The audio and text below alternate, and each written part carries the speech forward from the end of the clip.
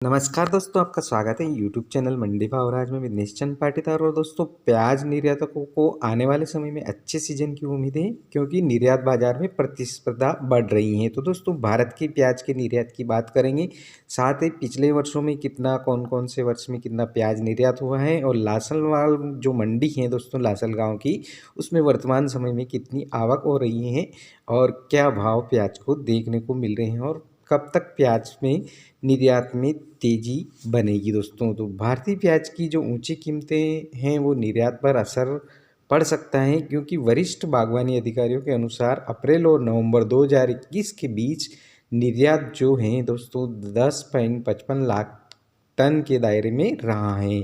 महामारी की स्थिति के बावजूद 2020-21 में सीजन में प्याज का निर्यात 15.75 लाख टन था। हॉर्टिकल्चर प्रोडक्ट्स एक्सपोर्टर एसोसिएशन के अध्यक्ष जो अजीज शाह हैं, उन्होंने बताया कि भारतीय प्याज का निर्यात बाजार में अधिक होता है और इसलिए निर्यात प्रभावित हुआ है। उन्होंने कहा कि पाकिस्तान से प्याज की आपूर्ति $300 प्रति टन है, जबकि भारतीय प्याज $500 प्रति टन है। यानी कि भारतीय प्याज अभी भी वर्तमान समय में अन्य देशों के मुकाबले महंगा है। इसके अलावा प्याज उगाने वाले राज्यों में भारी बारिश के कारण खरीफ की फसल को नुकसान पहुंचा है, जिसपे बल्ब की गुणवत्ता प्रभावित हुई है। इस तरह देश से प्याज की खेप काफ़ी प्रभावित हुई है। तो अच्छी आवक के बावजूद भी प्याज की कीमतों में अभी ठीक ठाक तेजी है दोस्तों। जिस प्रकार से लासलगांव मंडी में पिछले समय देखने को मिला है कि 15,000 से 17,000 क्विंटल प्रतिदिन आवक देखने को मिल रही थी, जिसकी कीमत 2100 रुपये से लगा करके 2250 रुपये प्रति क्विंटल देखने को मिली है। तो दोस्तों, आमतौर पर जो प्याज का जो निर्यात है वो पूरे साल किया जाता है, लेकिन रबी की जो फसल है जो दिसंबर जनवरी में बोई जाती है और मार्च के बाद काटी जाती है, इसमें नमी की मात्रा कम होने और बल्ब की लंबी शेप लाइट के कारण निर्यात टोकरी का अधिकांश हिस्सा इसी समय होता है। तो शाह ने दोस्तों ये भी बताया है कि नई फसल के अगले पखवाड़े में बाजार में आने की काफ़ी उम्मीद लगी हुई है। तो कीमतों में कमी आने की संभावना भी लग रही है दोस्तों, क्योंकि नई फसल तेज गति से मार्केट में आने वाली है। तो भारत तब निर्यात बाजार में प्रतिस्पर्धी बन सकता है। अब तक जब से भारतीय प्याज अधिक महंगा रहा है, आज तक देश पाकिस्तान और ईरान की ओर देख रहा है। देर से आने वाले खरीफ प्याज की जल्द ही कटाई की जाएगी और रबी प्याज मार्च के बाद कटाई के लिए तैयार हो जाना चाहिए। तो व्यापारियों ने कहा कि चिंता का कोई कारण नहीं, क्योंकि प्याज का उत्पादन अच्छा होने की काफ़ी अच्छी उम्मीद है।